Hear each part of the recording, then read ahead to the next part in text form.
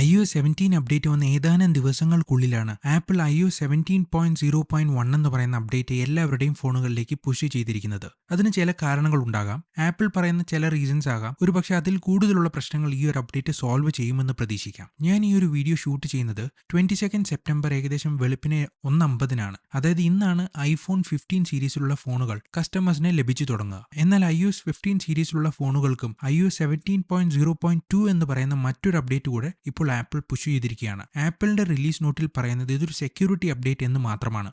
ഈ ഒരു അപ്ഡേറ്റിലൂടെ ആപ്പിൾ പറയുന്നത് 3 കാര്യങ്ങൾ പരിഹരിച്ചു എന്നാണ്.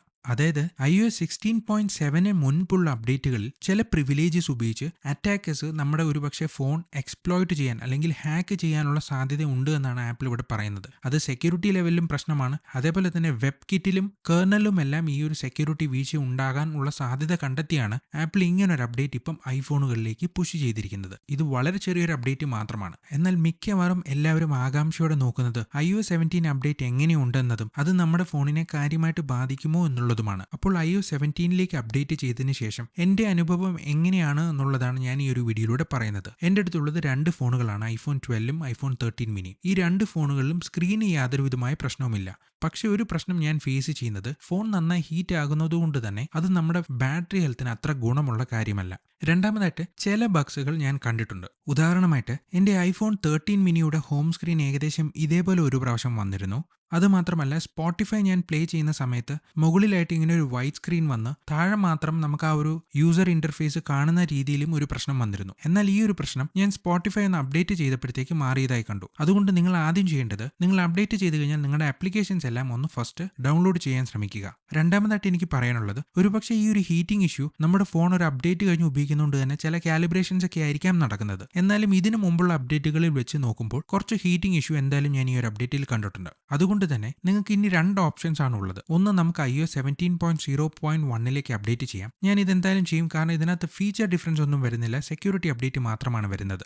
അല്ല എന്നുണ്ടെങ്കിൽ നിങ്ങൾക്ക് 16ലേക്ക് ഡൗൺഗ്രേഡ് ചെയ്യാനുള്ള ഓപ്ഷനും ഉണ്ട്. ഇനി എങ്ങനെ ഡൗൺഗ്രേഡ് ചെയ്യാം എന്ന് ചോദിച്ചാൽ അതിനൊരു സൊല്യൂഷൻ ടെനർഷെന്റെ റീഐബൂട്ട് എന്ന് പറയുന്ന ഒരു സോഫ്റ്റ്വെയർ നമുക്ക് നൽകുന്നുണ്ട്. ടെനർഷെന്റെ റീഐബൂട്ടിന്റെ വെബ്സൈറ്റിൽ പോയതിനു ശേഷം ആ ഒരു സോഫ്റ്റ്വെയർ നിങ്ങളുടെ ഫോണിലേക്ക് ഡൗൺലോഡ് ചെയ്യുക. അതിനുശേഷം നിങ്ങളുടെ ഐഫോണും സിസ്റ്റമായിട്ടൊന്ന് കണക്ട് ചെയ്യുക. ഡൗൺഗ്രേഡ് ആണോ അപ്ഗ്രേഡ് ആണോ എന്നുള്ള ഓപ്ഷനിൽ ഡൗൺഗ്രേഡ് എന്ന് പറയുന്ന ഓപ്ഷൻ കൊടുക്കുക. പിന്നീട് കാണുന്ന സ്ക്രീനിൽ നിങ്ങൾക്ക് ഏത് വേർഷനിലേക്കാണ് ഡൗൺഗ്രേഡ് ചെയ്യേണ്ടത് എന്ന് കൊടുക്കുക. അതിനുശേഷം ജസ്റ്റ് സ്ക്രീനിലെ പ്രൊസീജിയേഴ്സ് ഒന്ന് നോക്കിക്കഴിഞ്ഞാൽ ആ ഒരു ഫോൺ കണക്ട് ചെയ്തുകൊണ്ടിരിക്കുമ്പോൾ തന്നെ നമ്മുടെ ഫോൺ iOS 16 വേർഷനിലേക്ക് ഡൗൺഗ്രേഡ് ആകുന്നതാണ്. എന്നാൽ ഒരു കാര്യം മാത്രം നിങ്ങൾ ശ്രദ്ധിക്കണം, അങ്ങനെ ഡൗൺഗ്രേഡ് ചെയ്യുന്ന സമയത്ത് നിങ്ങളുടെ ഫോണിലെ ഡേറ്റ എല്ലാം തന്നെ പോകും. അതുകൊണ്ട് നിങ്ങൾ ആ ഒരു പ്രൊസീജിയർ ചെയ്യുന്നതിന് മുൻപേ നിങ്ങളുടെ ഫോൺ ഒന്ന് ബാക്കപ്പ് ചെയ്യാൻ ശ്രമിക്കുക. അത് നിങ്ങൾ ഐട്യൂൺസുമായിട്ട് കണക്ട് ചെയ്ത് വേണമെങ്കിലും ബാക്കപ്പ് ചെയ്യാം, അല്ലെങ്കിൽ നിങ്ങൾക്ക് iCloud ഉണ്ടെങ്കിൽ iCloudലും ബാക്കപ്പ് ചെയ്യാവുന്നതാണ്. ഇനി മറ്റൊരു സംശയം എല്ലാവർക്കും ഉണ്ടാകുക, എന്തുകൊണ്ട് ടെനർഷെന്റെ റീഐബൂട്ട് തന്നെ എടുക്കണം എന്നുള്ളതാണ്. അതിന് കാരണം ടെനർഷെന്റെ റീഐബൂട്ട് ഉപയോഗിച്ച് നിങ്ങളുടെ ഫോൺ iOS 17ൽ നിന്ന് iOS 16ലേക്ക് ഡൗൺഗ്രേഡ് ചെയ്യുക മാത്രമല്ല, മറ്റൊരുപാട് ഉപയോഗങ്ങളുള്ള ടൂൾസ് നമുക്ക് അതിൽ നിന്ന് ലഭിക്കുന്നതാണ്. അതിന്റെ ഒരു സിറ്റുവേഷനാണ് ഈ ഒരു കമന്റിലൂടെ നിങ്ങൾക്ക് തന്നെ കാണാൻ കഴിയുന്നത്. അതായത് ഐഫോൺ അപ്ഡേറ്റ് ചെയ്യുന്ന സമയത്ത് റിക്കവറി മോഡിൽ സ്റ്റക്കായി നിൽക്കുക.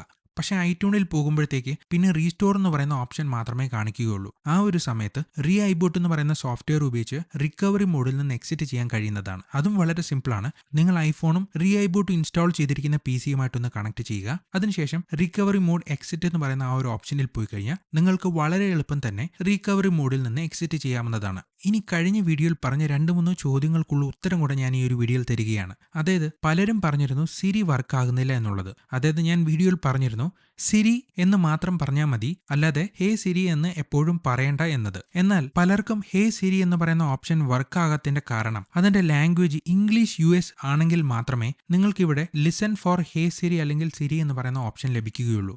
അതുകൊണ്ട് തന്നെ നിങ്ങൾ ഈ ഒരു ലാംഗ്വേജ് USലേക്ക് മാറ്റുകയാണെങ്കിൽ മാത്രമേ ഉള്ളൂ സിരി എന്ന് പറയുന്ന ഓപ്ഷൻ വർക്കാകുന്നത്. iOS 17 അപ്ഡേറ്റിൽ രണ്ടാമത് എല്ലാവർക്കും സംശയമുള്ളത് എങ്ങനെ നമുക്ക് കോൺടാക്ട് പോസ്റ്റർ മറ്റൊരാൾക്ക് ഷെയർ ചെയ്യാമെന്നതാണ്. അതോ ഈ ഒരു അപ്ഡേറ്റിലൂടെ ഞാൻ എൻ്റെ കോൺടാക്ട്സിലുള്ള എല്ലാവരുടെയും ഫോട്ടോ ഞാൻ തന്നെ അപ്ഡേറ്റ് ചെയ്യണമോ എന്നുള്ളതാണ് ചോദ്യം. എന്നാൽ ഈ ഒരു സിസ്റ്റം ആപ്പിൾ ഡെവലപ്പ് ചെയ്തിരിക്കുന്നത് എന്ന് പറഞ്ഞാൽ എല്ലാവരും അവരവരുടെ കോൺടാക്ട് നമ്പേഴ്സ് മാത്രം സെറ്റ് ചെയ്താൽ മതി എന്നുള്ള രീതിയിലാണ്. ഉദാഹരണം ഞാൻ പറയാം, ഈ ഒരു iPhone 12 എൻ്റെ ഫോണാണെന്ന് വിചാരിക്കുക. അപ്പോൾ ഞാൻ എൻ്റെ ഒരു ഫോട്ടോ ഒക്കെ വെച്ച് ഞാൻ എനിക്ക് ഇഷ്ടപ്പെട്ട രീതിയിൽ ഒരു കോൺടാക്ട് പോസ്റ്റർ സെറ്റ് ചെയ്തിരിക്കുക എന്ന് വിചാരിക്കുക. ഇങ്ങനെ സെറ്റ് ചെയ്യാൻ വേണ്ടിയിട്ട് നിങ്ങൾ ഈ ഒരു എഡിറ്റ് ഓപ്ഷനിൽ വന്ന് നിങ്ങൾക്ക് കോൺടാക്ട് പോസ്റ്റർ ഞാൻ നേരത്തെ കാണിച്ച വീഡിയോയിലുള്ളതുപോലെ സെറ്റ് ചെയ്യാവുന്നതാണ്.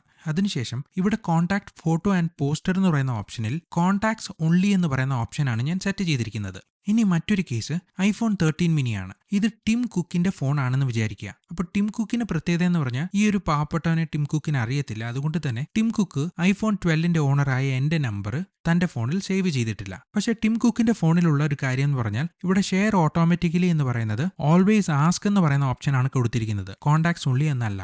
എനിക്ക് ടിം കുക്കിന്റെ ഫോൺ നമ്പർ അറിയാം. അതുകൊണ്ട് തന്നെ ഞാൻ ടിം കുക്കിന്റെ ഫോൺ നമ്പർ എന്റെ iPhone 12ൽ സേവ് ചെയ്തിട്ടുണ്ട്. ഇതാണ് സിറ്റുവേഷൻ എന്ന് പറയുന്നത്. ഇനി ഇതെങ്ങനെയാണ് വർക്ക് ചെയ്യുന്നത് എന്ന് ഞാനൊന്ന് കാണിച്ചു തരാം. ആദ്യമായിട്ട് ഞാനിപ്പം ടിം കുക്കിനെ വിളിക്കാൻ പോവാണ്. ഈ ഒരു രീതി വരാൻ കാരണം ഞാൻ ഇതിനു മുൻപേ കോൺടാക്ട് പോസ്റ്റ് സെറ്റ് ചെയ്തിട്ട് അതെനിക്ക് മാറ്റാൻ കഴിയാത്തത് കൊണ്ടാണ് ഞാൻ ഇങ്ങനെ ഒരു ബേസിക് രീതി ഇവിടെ കൊണ്ടുവന്നിരിക്കുന്നത്. സാധാരണ നിങ്ങളുടെ ഫോണിൽ ഒരു ഗ്രേ കളർ ഓപ്ഷൻ ആയിരിക്കും ഇവിടെ വരുന്നത്. കാരണം ടിം കുക്കിന്റെ ഫോട്ടോ എൻ്റെ അടുത്തില്ല. ഞാൻ എൻ്റെ കോൺടാക്ട് പോസ്റ്റർ മാത്രമാണ് സെറ്റ് ചെയ്തിരിക്കുന്നത്. മറ്റൊരാളുടെ കോൺടാക്ട് പോസ്റ്റർ ഞാൻ സെറ്റ് ചെയ്തിട്ടില്ല. അതുകൊണ്ട് ഇവിടെ ഒരു ഗ്രേ കളർ ആയിരിക്കും വരുന്നത്.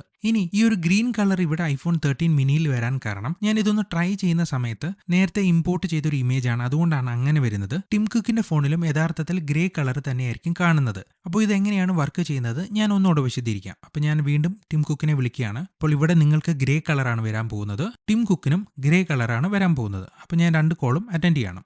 ഇപ്പോൾ നിങ്ങളൊരു ഓപ്ഷൻ കണ്ടു കാണും, ഷെയർ എന്ന് പറഞ്ഞൊരു ഓപ്ഷൻ. അത് ജസ്റ്റ് വന്നു, മറ്റേതെങ്കിലും ഓപ്ഷൻസിൽ പോയി കഴിഞ്ഞാൽ അതങ്ങ് പോയി. അത് ഞാൻ എത്ര ശ്രമിച്ചിട്ടും പിന്നീട് ആ ഒരു ഷെയർ എന്ന് പറയുന്ന ഓപ്ഷൻ നമുക്ക് കാണാൻ കഴിയില്ല. അതാണ് ഓൾവേസ് ആസ്ക് എന്ന് പറയുന്ന ഓപ്ഷൻ വെച്ചാൽ ഒരു പ്രശ്നം. എന്നാൽ എൻ്റെ ഫോണിൽ ഞാൻ കോൺടാക്ട്സ് ഓൺലി എന്ന് പറയുന്ന ഓപ്ഷനിലാണ് സെറ്റ് ചെയ്തിരിക്കുന്നത്. അപ്പോൾ ടിം കുക്കിന്റെ നമ്പർ എൻ്റെ ഫോണിലുണ്ട്. അപ്പോൾ ടിം കുക്ക് എൻ്റെ കോൺടാക്ട്സിലുള്ള ഒരാളായതുകൊണ്ട് തന്നെ ഈ ഒരു ഫോൺ നമ്പർ തൻ്റെ ഫോണിൽ എൻ്റെ ഫോൺ നമ്പർ സേവ് ചെയ്തിട്ടില്ലെങ്കിൽ പോലും എൻ്റെ ഫോട്ടോ ഇതിലേക്ക് ഇമ്പോർട്ട് ചെയ്യാൻ കഴിയും. അതിന് വേണ്ടിയിട്ട് ഈ ഒരു ഐ ബട്ടണിൽ വന്നു കഴിഞ്ഞാൽ നിങ്ങൾക്ക് ഇവിടെയായിട്ട് കോൺടാക്ട് ഫോട്ടോ ആൻഡ് പോസ്റ്റർ എന്ന് പറയുന്ന ഓപ്ഷൻ കാണാൻ കഴിയും. ഇവിടെ ഒന്ന് ടാപ്പ് ചെയ്ത് കഴിഞ്ഞാൽ നിങ്ങൾക്ക് ഇവിടെ ലേറ്റസ്റ്റ് ഫോട്ടോ എന്ന് പറഞ്ഞ ഓപ്ഷൻ കാണാൻ കഴിയും. യഥാർത്ഥത്തിൽ ഞാൻ നേരത്തെ ഗ്രീൻ കളർ വീഡിയോ ഒക്കെ ട്രൈ ചെയ്യാൻ വേണ്ടിയിട്ട് അറ്റംപ്റ്റ് ചെയ്തതുകൊണ്ടാണ് ഇങ്ങനെ ഗ്രീൻ കളർ ഒരു ഇമേജ് കാണുന്നത്. നിങ്ങൾക്കിവിടെ ഓരോ ഓപ്ഷൻ തന്നെ കാണുകയുള്ളൂ. അപ്പോൾ ഞാൻ എൻ്റെ ഫോണിൽ സെറ്റ് ചെയ്തിരിക്കുന്ന രീതിയിലുള്ള കോൺടാക്ട് പോസ്റ്റർ ഓട്ടോമാറ്റിക്കായിട്ട് ഇവിടെ വന്നു കഴിഞ്ഞു. അപ്പോൾ എൻ്റെ iPhone 12ൽ ഞാൻ സെറ്റ് ചെയ്ത എൻ്റെ ഇമേജ് വെച്ച് സെറ്റ് ചെയ്ത കോൺടാക്ട് പോസ്റ്റർ ഒരു കോൾ ചെയ്തപ്പോൾ തന്നെ iPhone 13 mini അതായത് ടിം കുക്കിന്റെ ഫോണിൽ വന്നു കഴിഞ്ഞു.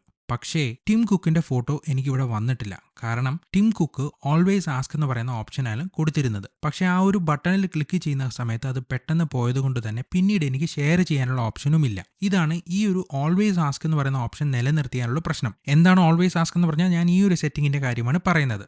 ഓൾവേസ് ആസ്ക് എന്ന് പറയുന്ന ഓപ്ഷൻ കൊടുത്തു കഴിഞ്ഞാൽ എങ്ങനെയാണ് ഇത് വർക്ക് ചെയ്യുന്നത് എന്ന് കാണിക്കാൻ വേണ്ടി ഞാൻ ടിം കുക്കിനെ ഒന്നുകൂടെ വിളിക്കുകയാണ്. അപ്പോൾ ടിം കുക്കിൻ്റെ ഫോൺ ഞാൻ അറ്റൻഡ് ചെയ്യുകയാണ്. അറ്റൻഡ് ചെയ്യുന്ന സമയത്ത് ഇവിടെ നിങ്ങൾക്ക് ഷെയർ എന്ന് പറയുന്ന ഓപ്ഷൻ കാണാം. ഷെയർ എന്ന് പറയുന്ന ഓപ്ഷനിൽ പ്രസ് ചെയ്യുക. പ്രസ് ചെയ്ത് കഴിഞ്ഞാൽ ഓട്ടോമാറ്റിക് ഇവിടെ വരില്ല. ഐ ബട്ടണിൽ ക്ലിക്ക് ചെയ്യുക. ഇവിടെയായിട്ട് അപ്ഡേറ്റ് എന്ന് പറയുന്ന ഓപ്ഷൻ കാണും. ഇത്രയും ചെയ്ത് കഴിഞ്ഞാൽ ഓട്ടോമാറ്റിക്കായിട്ട് ടിം കുക്കിൻ്റെ ഡീറ്റെയിൽസ് ഇവിടെ വന്നു കഴിഞ്ഞു. ഒരു കാര്യം നിങ്ങൾ ശ്രദ്ധിച്ചാൽ മനസ്സിലാവും, ഇവിടെയായിട്ട് ടിം കുക്കിന്റെ പേരുണ്ട്. പക്ഷേ ഈ ഒരു ഫോണിൽ പേരൊന്നുമില്ല. കാരണം ഈ ഒരു പാവപ്പെട്ടവന്റെ നമ്പർ ടിം കുക്ക് ഇതുവരെ സേവ് ചെയ്തിട്ടില്ല. അതുകൊണ്ടാണ് ഇങ്ങനെ പേരില്ലാതെ വരുന്നത്. പക്ഷെ ഇവിടെ സേവ് ചെയ്തതുകൊണ്ടാണ് ഇവിടെ ടിം കുക്കിന്റെ പേര് വരുന്നത്. പക്ഷേ ഫോട്ടോസ് ഷെയർഡ് ആണ്. ഇത്രയാണ് നെയിം കാർഡ് വർക്ക് ചെയ്യുന്ന രീതി എന്ന് പറയുന്നത്. ഐഫോണുകൾ തമ്മിൽ മാത്രമേ ഈ ഒരു ഓപ്ഷൻ ഉള്ളൂ. നിങ്ങളുടെ കോൺടാക്ട് ലിസ്റ്റിലുള്ള ആരെങ്കിലും ആൻഡ്രോയിഡ് ആണ് യൂസ് ചെയ്യുന്നത് എങ്കിൽ അവരുടെ നമ്പർ നമ്മൾ മാനുവലായിട്ട് എൻ്റർ ചെയ്താൽ മാത്രമേ കഴിയുകയുള്ളൂ. ഇങ്ങനെ നമുക്ക് കോൺടാക്ട് പോസ്റ്റർ ഐഫോൺ ഉപയോഗിക്കുന്നവരുടെ തമ്മിൽ ഷെയർ ചെയ്ത് നല്ലൊരു രീതിയിൽ നമുക്ക് കോൺടാക്ട് പോസ്റ്റർ ഷെയർ ചെയ്യാൻ കഴിയും. അപ്പോൾ iOS 17.0.1 അപ്ഡേറ്റിനെ കുറിച്ചും അതുപോലെ തന്നെ നിങ്ങൾക്ക് ഐഫോൺ എങ്ങനെ ഡൗൺഗ്രേഡ് ചെയ്യാം എന്നതിനെ കുറിച്ചും അല്ലെങ്കിൽ നിങ്ങൾക്ക് വരാൻ പോകുന്ന പ്രശ്നങ്ങളെക്കുറിച്ചും പിന്നെ സിരി എങ്ങനെയാണ് വെറും സിരി വെച്ച് മാത്രം വർക്ക് ചെയ്യുന്നത് എന്നും അതുമാത്രമല്ല പിന്നെ ഈ ഒരു നെയിം കാർഡ് എങ്ങനെ ഷെയർ ചെയ്യാം എന്നുള്ള കാര്യങ്ങളാണ് ഞാൻ ഈ ഒരു വീഡിയോയിലൂടെ നിങ്ങളുമായി പങ്കുവച്ചത്. നിങ്ങൾ തരുന്ന ലൈക്കും നിങ്ങൾ ഈ ഒരു ചാനലിലൂടെ അറിയിക്കുന്ന അഭിപ്രായങ്ങളുമാണ് കൂടുതൽ വീഡിയോസ് ഇടാനുള്ള മോട്ടിവേഷൻ. നിങ്ങളുടെ സപ്പോർട്ട് പ്രതീക്ഷിക്കുന്നു. പുതിയൊരു വീഡിയോയുമായി നമുക്ക് വീണ്ടും കാണാം.